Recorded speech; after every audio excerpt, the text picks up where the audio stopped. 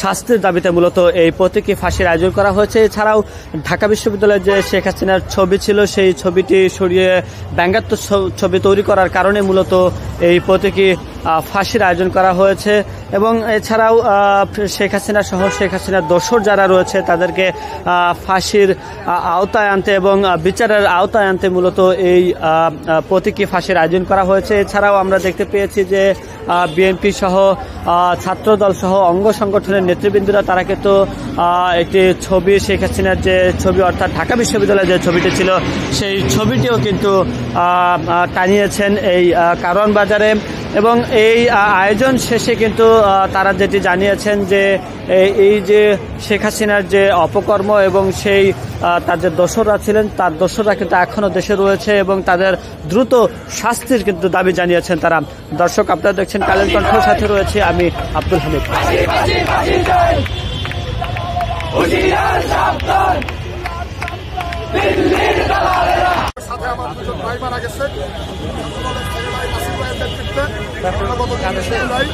বিজয়নগরে অবস্থান করে, ঠিক আছে। আপনারা যদি আজকে দেখেন কিছুদিন আগে সচিবালয়ে আগুন লাগছে, কারা আগুন লাগাইছে আমরা জানতে চাই, কারা আগুন লাগাইছে আমরা জানতে চাই।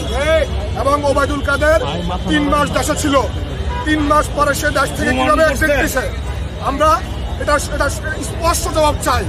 এবং হাসিনার কার্যত বিচার বা বিচার প্রক্রিয়া, দৃশ্যমান প্রক্রিয়া আমরা এখনো দেখতেছি না। আপনারা জানেন এই জুলাই গণ অভ্যুত্থানে আমাদের 2000-এর বেশি ভাই নিহত হয়েছেন এবং 30,000-এর বেশি ভাই আমাদের আহত হয়েছেন। আমরা বলতে চাই যে 2000 নিহত এবং 30,000 যে আহত হয়েছে তাদের খুনি যারা ছিল তাদেরকে আজ পর্যন্ত তাদেরকে অ্যারেস্ট করা হয় নাই। আমার পরিসংখ্যান যদি ভুল না হয়ে থাকে পুলিশের মাত্র 26 জন কর্মকর্তাকে অ্যারেস্ট করা হয়েছে। 2000 মানুষকে নিহত এবং 30,000 মানুষকে আহত কি 26 জন করছে? আপনাদের মাধ্যমে আমি বলতে চাই ছাত্রলীগ, যুবলীগ, স্বেচ্ছাসেবক লীগ, আওয়ামী লীগের কোন শিশু নেতৃত্ব এখন পর্যন্ত অ্যারেস্ট নাই। আমরা দেখেছি গত 16 বছর এরা লুটপাট করে 5 আগস্ট জুলাই গণ অভ্যুত্থানের পরে এরা বিভিন্নভাবে বিভিন্ন মাধ্যমে বিভিন্ন জনকে ম্যানেজ করে এরা দেশের বাইরে আমোদ ফুর্তিতে ব্যস্ত আছে। আমরা অন্তর্বর্তীকালীন সরকারের উপদেষ্টাদের কাছে বলতে চাই আমরা আপনাদেরকে নিয়ে অনেক আশাবাদী, আপনারা আমাদেরকে আশাহত করবেন না। এই জুলাই গণ অভ্যুত্থানকে আপনারা ব্যর্থ হতে দিবেন না। হাসিনা এবং তার দোসরদের অবিলম্বে আইনের আওতায় আপনারা আনতে হবে। এবং আপনারা যে আমলাতন্ত্র দেখেছেন, হাসিনার আমলাতন্ত্র এখনো কিন্তু বহাল তবিয়তে আছে। আমরা এখনো বিভিন্ন এডিসিকে দেখি যারা সরাসরি খুনের সাথে জড়িত ছিল, এজাহারে তাদের নাম বাদ দিয়ে ফাইনাল এজাহার করার জন্য করতেছে। এগুলো কার ইন্ধনে করতেছে, কেন করতেছে আপনার জবাব চাই।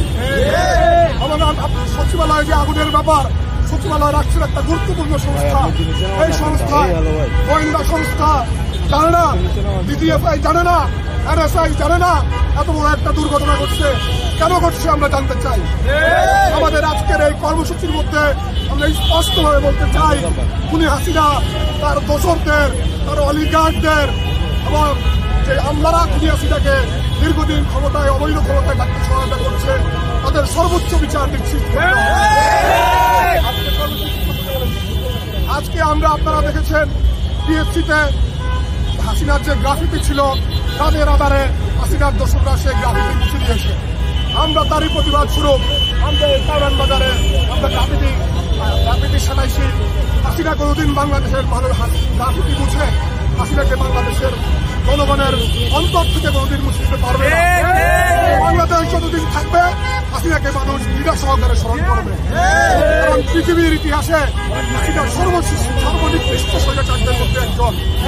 আপনারা দেখেছেন বাংলাদেশে রক্ষণশীলের পরে এই প্রথম কোন রাষ্ট্রপ্রধান দেশ ছেড়ে পালায় গেছে। যারা যদি ভুল না হয়ে থাকে পৃথিবীর ইতিহাসে কোন দেশের রাষ্ট্রপ্রধান তার পুরো ক্যাবিনেট এবং মসজিদের ইমাম বাইতুল মুকাররমের ইমাম সহ পালায় মতো লজ্জাজনক কিছু কেউ নাই। হাসিনা রাষ্ট্রতন্ত্রকে, রাষ্ট্রের প্রত্যেকটা ইনস্টিটিউটকে হাসিনা ধ্বংস করে নিয়েছে। এবং আমি আপনাদের মাধ্যমে স্পষ্টভাবে বলতে চাই আমাদের যে ভাইরা নিহত হয়েছে তাদের পরিবারের দায়িত্ব রাষ্ট্রকে নিতে হবে। আমাদের যে ভাইরা আহত হয়েছে তাদের পরিপূর্ণ চিকিৎসার ব্যবস্থা করতে হবে এবং পুনর্বাসনের ব্যবস্থা করতে হবে। আমরা 5ই আগস্ট পরবর্তীও দেখেছি আমাদের অনেক আহত ভাই সঠিক চিকিৎসার অভাবে তারা মৃত্যুবরণ করেছেন। গত পরশুদিনও আমাদের এক ভাই মৃত্যুবরণ করেছেন সঠিক চিকিৎসা না পাওয়ার কারণে। আমাদের অনেকবার চক্ষুহানি ঘটেছে, আমাদের অনেকবার অঙ্গহানি ঘটেছে, আমাদের অনেকবার পাহানি ঘটেছে। আমরা জুলাইকে বলবো না, জুলাই আমাদের মাঝে স্মরণীয় হয়ে থাকবে। রাষ্ট্রকে আমরা অবিলম্বে বলতে চাই, খুনি হাসিনাকে দেশে ফিরিয়ে নিয়ে আসতে হবে। দেশে ফিরিয়ে নিয়ে এসে খুনি হাসিনার সর্বোচ্চ শাস্তি নিশ্চিত করতে হবে।